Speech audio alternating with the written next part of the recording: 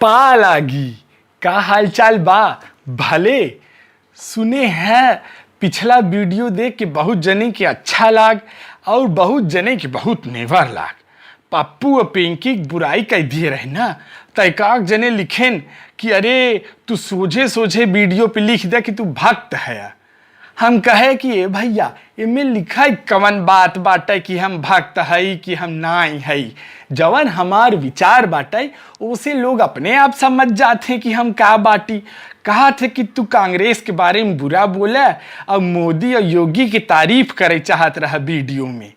तो हम कहे ए भैया जनता इतना बेवकूफ़ नाई बाटे कि एक बब्बा राम खिलावन का वीडियो देख के, आशीष पी मिश्रा का वीडियो देख के अपन राय बनाई ले कि तो राय बिगाड़ दे।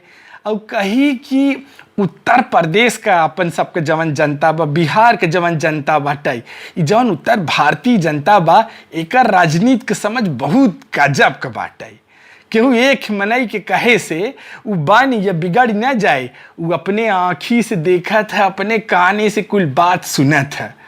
तो जवन बात हम पिछली दैया बताए रहे वही बात के फिर अब आगे बढ़ावत है। जवन उत्तर का बात रही और जवन दक्षिण का बात बाटे, यानी कि अगर देखा एक बात कि पुराना समय से 70 साल से जवन देश पे राज करत रही पार्टी, वह पार्टी का कुल प्रधानमंत्री उत्तर प्रदेश चुन के दिहेस। सबसे ज़्यादा सीट उत्तर प्रदेश बिहार वाले देते हैं और सबसे बुरी अवस्था में उत्तर प्रदेश और बिहार वाले रहें। और कह सकते हैं कि अब धीरे धीरे जोगी जी के आए के बाद ओकरे हालत में सुधार होत बाटे। और सुधार कितना होत बाटे कि आज परदेसी जवन महाराष्ट्र में बाटें, राजस्थान में बाटें और समझ ल पंजाब में बाटें, उनके सब के भरोसा होता है कि उत्तर प्रदेश जब हम चला जाई तो हम फिर जी खा सकी थे, अपने मनइन के लगे रह सकी थे। तो हम पिछली दाएं जब बात करत रहे तो हम एक बात बताए रहे कि अपन स्वाभिमान जगावत जा और अपने माटी में रह के काम करत जा भैया। तो यहाँ अब बतावत है का हाल बाटे। यार दू ठे हम न्यूज़ आप सबके साथे साझा करब। पहली बात बतावत है कि जवन महाराष्ट्र वगैरह में होत का बाटे और यहाँ के जवन राज्य हैं, यहाँ पे जवन का कहते हो कि बीएमसी, अब वहाँ का कही जात हमके नहीं पता। यहाँ के जवन रोजगार रहा लोगन के लगे, वो रोजगार केकरे लगे रहा कि समझा दवाई छिड़के के, महानगर पालिका का जवन काम रहा दवाई छिड़के के, गटर उटर साफ करे के, कचरा उठावे के, कुल जवन जरूरी काम रहा। धीरे धीरे अब यहाँ का होता है, यह हो रही पश्चिम पड़े न हो यार। हाँ, तो पश्चिम के जवन राज्य हैं, नाम न ले भाई, बहुत खतरा होता है केहू के नाम अब ले यहाँ पे। तो ऐसा लोग सरकार में आके बैठा हैं कि हेरत हैं कि क्यों नाम ले या वहाँ कुछ मौका मिले और रोके हम सबे दबोची। तो जवन पश्चिम का राष्ट्र हैं, राज्य हैं, जहाँ से सब भाग भाग अपने अपने गांव उत्तर प्रदेश और बिहार गए हैं। तो यहाँ राज्य में कैसे होता कि बहुत सारा महानगर पालिका जवन हैं, ओकर जौन कर्मचारी हैं वो सब काम धंधा छोड़ देते हैं। कहा था कि हम लोगों से नहीं होएगा, हम लोग को जमता नहीं है, हम लोग को परवरता नहीं है, इतना काम नहीं हो रहा है हमसे, हम लोग गली गली में घूम के दवाई नहीं मार सकता है, कचरा अब नहीं उठाएगा, एक में नहीं मर गया ओके लपेटा ही बदे। जब सरकारी में नहीं आए जवन यहाँ कहे उन्होंने कहते हम सब लपेटब ना इनके, हम सबके कुछ हो जाए। तो ए भैया अब इकुल जवन तकलीफ बाटे शुरू हो गई बाटे। पश्चिम का राष्ट्र के राज्य जवन बाटे, धार धार राष्ट्र निकला था। अब तो सबे समझ ले कही कि राष्ट्र निकला था राज्य बदे। तो जवन यहाँ का एक महान राज्य बाटे, वहाँ राज्य का एक मुख्यमंत्री हैं, बेचारू बहुत लाचार हैं, उनकर उद्धार नहीं हो पावता। उद्धार समझत है ना, हाँ, तो उनकर उद्धार नहीं हो पावता। का कहन है कि जवन पर प्रांति आए रहन कुल अपने अपने राज्य लौट गए हैं। तो यहाँ वाले अब जितना जने हैं फटाफट नौकरी धंधा पकड़ा जा और सबके मौका मिल गए बाटे। तो हम सुने हैं काल उत्तर प्रदेश में अब 23 लाख मनई उत्तर प्रदेश पहुँचा है। तब 23 लाख जवन मैन पावर रही, शक्ति रही, हाथ गोड़ रहा, उकुल पहुंच गए 23 लाख। समझ ले कि उनमें से यहर बहर कह के हम निकाल देते मेहरारून के, लड़कियन के, सबके जब हटाए दे। तो ए भैया अगर 15 लाख मनई उत्तर प्रदेश पहुंचा है न, तो सोच ले कि 15 दूना 30, 30 हाथ, 30 मजबूत, 30 लाख मजबूत हाथ जवन अलग अलग राज्य संभारत रहन यार, उ फिर अपने घरे पहुंच गए हैं, अपने मातृभूमि पे पहुंच गए हैं। अवध और बिहार और उत्तर प्रदेश यह राज्यन में अपने घरे पहुंचा है। तो अब 30 लाख हाथ मिल के कितना बड़ा काम कर सकत हैं। जवन हमेशा ऐसा भारत का चित्र अगर देखा जाबा तो जवन पश्चिमी राज्य रहें और पूर्वी राज्य रहें, पूरब की तरफ जवन बाटे उत्तर प्रदेश, बिहार, बंगाल, और जवन पश्चिम के ओरी जवन राज्य आवत है, गुजरात बाटे, महाराष्ट्र बाटे, यह कर्नाटक वगैरह, हमेशा ऐसा काही कि कि ये एक तरफ का राज्य जौन पूर्वी राज्य रहें अपन सबका, वो सभी मजदूर ही होत गए, और पश्चिमी जौन राज्य हैं इसमें मजबूत होत गए। इनके सबकी यहाँ इंडस्ट्री डेवलप भा और यहाँ कामगार मजदूर डेवलप भाइन। तो हमेशा यहाँ से लेबर मजदूर पठवत रहें और ये सभी उनके यहाँ कमाई, और वही राज्य का कौनो राज्य अपने अकेले के दम पे आगे बढ़ा बाटाई। जवन मजदूर आई हैं वो बेचारा अपने देहे पे ही शहर उगाए बाटे, ई देहे पे शहर उठाए बाटे। तो एके समझे रह जाया कि जवन मनई जाए के दूसरे राज्य में रह के वहाँ काहे कि बहुत सारा लोग यूपी वाले से जलत कहा थे भैया लोग भैया लोग।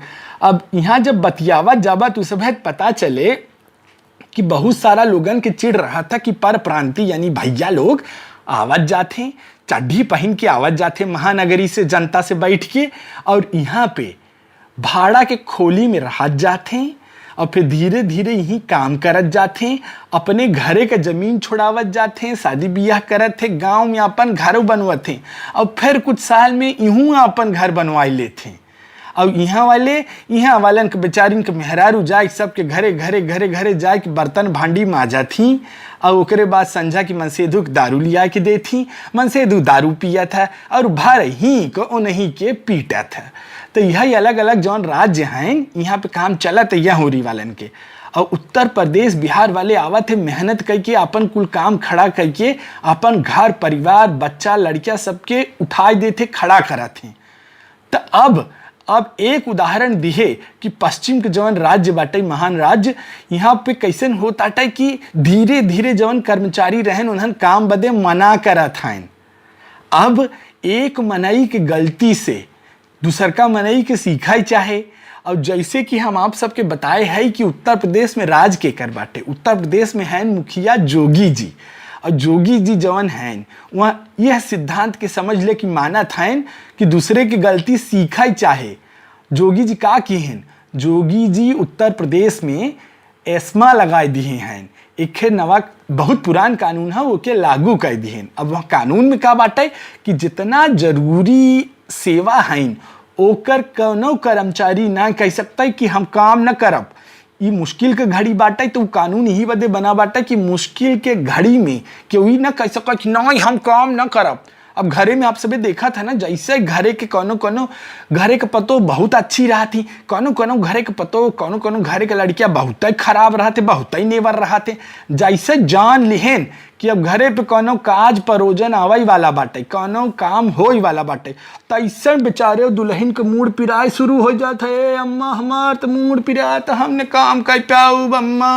और जौन सबसे काम चोर लड़कियां रहता हो कि वही टाइम पेटे में दर्द हो जाए, गोड़े में चोट लग जाए, तो ये वह टाइम बाटे कि मोदी योगी जी जान लिए हैं कि अब यह टाइम पे क्यों न क्यों ऐसे नौटंकी जरूर फाने। और काहे के फाने, काहे के कि जवन लेफ्ट वाले गिरोह बाटे जेके हम लाल लंपट गिरोह कही थे, जवन कानून बाजी यूनियन बाजी कुल कई के बस काम खराब करत थे, उन्होंने धीरे धीरे भड़कावे चालू कर दिए हैं कि इतना काम करना चाहिए क्या, इतना तकलीफ पड़ना चाहिए क्या। अरे मुश्किलें के टाइम पे तो मालूम पड़ा था कि के सपूत बाटे और के कपूत। तो यह टाइम बाटे जब सेवा की जरूरत बाटे। आप देखत हैं कि कैसे डॉक्टर हैं, कैसे इंस्पेक्टर हैं, वार्ड बॉय हैं, जो नर्स हैं, सब सेवा करत हैं। तो यही टाइम पे क्यों न क्यों उनके भड़कावे के विचार जरूर करत बाटे। तो एक कारण जोगी जी जवन हैं एस्मा लगाए दिए हैं सीख के दूसरे राज्य से कि हमरे यहाँ गड़बड़ न हो, कि क्यों न कह सके कि हम काम न करब। और वह कानून के तहत का बाटे, यह कानून के तहत ही बाटे कि क्यों मना ना कह सकत, और ऊपर केस वेस ना कह सकत कि हम काहे कि तू काम से निकाल, काहे के कहे कि हम काम करी जबरी। तो मुश्किल के टाइम पे सबके कुल जौन अधिकार होता जवन कुल सबका कर्तव्य होता उ श्रेष्ठ हो जाता, अधिकार की बात नहीं करे के। जब मुश्किल पड़ी बाटे तब घरे का हम ना कह सकी ना हम तो छोट लड़किया है, हम ही तो इतना हिस्सा मिला बाटे, हम कहीं के करी। अरे ना, इस छोट बाटे बड़ बाटे, देखा घरे पे काज परोजन पड़त है, लायक मनई वही होता, गाँव में इज्जत वही को होता, घर में इज्जत वही को होता जो दूसरे का छोड़ा अपन काम किए के बाद दूसरे को हाथ बटावे कि लिया वा भैया हम तोहार कह दे, लिया तोहरे कम पड़ा बाटे हम कह दे। तब यही आज जाए कि पढ़त जाया, योगी जी बहुत सारा नया योजना लागू करत हैं, जवन ओकरे बारे में हम अलग से कहबत वीडियो बनाऊब और उ बताऊब। तो ई एक बहुत बढ़िया काम किए हैं योगी, जवन हम पिछली बार बताए रहे कि मजदूर छोड़ के जइहे तो का होए। तब यहाँ धीरे धीरे जवन समझ ले कि 20-23 लाख मनई जवन यहाँ से गए हैं वहाँ उत्तर प्रदेश में कितना चमत्कार कह सकते हैं। ठीक बाटे, अब चला बात करी फिर से पप्पू और पिंकी के बसे का। पप्पू और पिंकी के बसे का हाल ई बा भैया कि एक जवन वहाँ का कांग्रेस पार्टी पता बने, तो जवन कांग्रेस पार्टी बाटे उत्तर प्रदेश के जवन उनका प्रदेश अध्यक्ष रहें, उनके का है कि यूँ बहुत मस्ती करत रहें, समझ जा काहे कि मस्ती करत रहें। तो मस्ती करत रहें तो उनके आगरा में धय लिया गए, और आगरा में धरत मान उनकर 20,000 लगाए कि फटाफट उनकर जमानत हो गया। तो ये भैया ही पुरान सरकार थोड़ा बाटे कि उनकर जमानत हो गया तो बस हो जाए ऐसा ही। का भा लखनऊ से खे नई FIR हो गया, के पे FIR भाबा जाना था, 2 जने पे FIR हो गया। एक जौन कांग्रेस जौन बाटे ओकर जौन प्रदेश अध्यक्ष हैं तो उनके ऊपर, और दूसर का ना जौन पिंकी बहन हैं, पिंकी अरे पप्पू के बहन पिंकी, तो पिंकी के जौन PA है ओकरे ऊपर भा बाटे। तो जवन उनकर PA भैया हैं एक सिंह साहेब हैं, तो सिंह साहब पे भी होगी बाटे FIR, और FIR हो के उनके अब उनके सबके डाल जाए जेले में।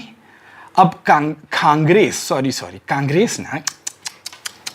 कांग्रेस जौन कांग्रेस नाम का काल्पनिक पार्टी बाटे, वो पार्टी का एक प्रवक्ता हैं और शुक्ला जी एक प्रेस कॉन्फ्रेंस की हैं, और प्रेस कॉन्फ्रेंस में कहते हैं छोड़ दे चाहे ना, ऐसे ना करे चाहे ना। जवन बस का बवाल भरा, आप सब तो जानते ही रहन कि कितना सारा बस कैसन निकला रहा, होत 100-150 बस बची जवन चल सका था।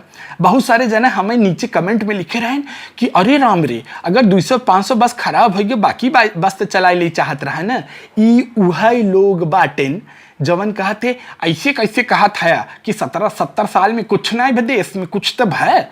अरे कुछ तबक बात नहीं होत भैया, बात ऐसन होता है कि एक ही होता है सामान्य विकास, एक ही होता है सर्वांगीण विकास और एक सशक्त विकास। कि एक ही लड़किया बाटे गरीब गुरबा मनई के लड़किया, वह अगर 15 साल के बाटे तो ओकर एक सामान्य 4-5 फीट के आसपास का हाइट होया जात है। बहुत न खाए पर बाढ़ तो जाबे करे, जिंदा तो रहबे करे 1-2 रोटी खाए में, तो 1-2 रोटी खाए के जिया जा सकत है। और जवन भले घरे के लड़किया बाटेन, समझ ल कि कोनो रईसे घरे के बाटेन, दूध पिए काजू बादाम खाए, उहू के विकास होए। ओकरे विकास और एकरे विकास में अंतर का बाटे ई कि उ बेचारा कैसे तो बाढ़ गया, और ई एकर सर्वांगीण विकास बाटे, एकर बुद्धि तेज होए, एकरे बल भी रहे, एकरे शक्ति भी रहे, कुल मिला बाटे। तो ये देश के साथ वैसन भरा कि बड़ी तो गबाई किया, इतना रोड तो तुम्हें बनावे के पड़े भैया कि तू अगर सरकार में बाटे तो इतना रोड बनाए बिना, इतना ट्रेन चलाए बिना थोड़ा काम चले। बिजली कहाँ तक पहुंची बाबा, हम जानी था भाई थोड़ा साल पहले कि जब हम बनारस जाई अपने घरे तो 2-4 घंटा बदे बिजली आवाई, और सब अपन का कहते इन्वेटर चालू करके उनमें से बिजली बेचारे संभाल के रखे रहें कि कुछ होए तो इनमें चले उनमें चले। और अगर 16-17 घंटा बिजली आ जाए बनारस जैसे शहर में तो सब वाह कह दे कि लागत है आज के वो आए शहर में, लागत है आज यादव जी के बेटवा शहर में बाटेन तब भाई बिजली देते हैं। तो बतावत रहे हम कि सर्वांगीण विकास वाली बात, तो सर्वांगीण विकास हो जरूरी बाटे। तो जवन बस कैसे पठाई दे रहे हैं, तो बस नाम करे बदे पठाए रही 1000 बस पिंकी। अब पिंकी काका थे वाडरा बाऊ, तो पिंकी कहा 1000 बस का कहे रही, तो अब का किए हैं 1000 बस का तू सबे एक जानत हो एक का कहते हैं ओके धारा रहा तो 420 का, 420 में जेल हो सका था, लंबी जेल हो सका था, बहुत तगड़ा जुर्माना लग सका था, ऐसा हाल बाटे। तो वही में ये 2 जने के एक के प्रदेश अध्यक्ष जी के और एक के सिंह साहब जवन पिंकी बहन हईन उनकर जवन पिए है ओकरे ऊपर केस दर्ज हो गया। अब राजनीति शुरू होता है यहाँ से। अब जोगी जी ना चाहत हैं कि सीधा पिंकी बहन पे हाथ डालें, कहीं के सब कहे देखा वो बेचारी मदद करत रही, कितनी भलमनई रही कि मदद करे जात रही, और जोगी ओकरे साथे इतना खराब किहन कि पूछा मत। अब जोगी का कह रहा था, अब जब सरकार करता कि सरकार कांग्रेस के दुई मनई के पकड़ के डाल दी है बात, जज पूछी है कि कहो कांग्रेस मतलब कांग्रेस कहे रही कि बस दे, तो कांग्रेस का मनई कहे नहीं हम तो नहीं कहे रही, तो कहे के कहे रहा, तो कहे कि हे ये कहे रहे सिंह, तो सिंह कहे हम थोड़ा कहे रहे, वो तो हमार मालकिन पिंकी बाडरा की है रही बाडरा, तो कहे तब उनके ऊपर के हाथ डाले, तब सरकार नहीं, तब उनके ऊपर हाथ डाले वाली हो जाए कोर्ट। तो समझा अब राजनीति। तो अब सरकार कहे कि हम सब कुछ ना किए, कोर्ट ओकरे ऊपर काम किए।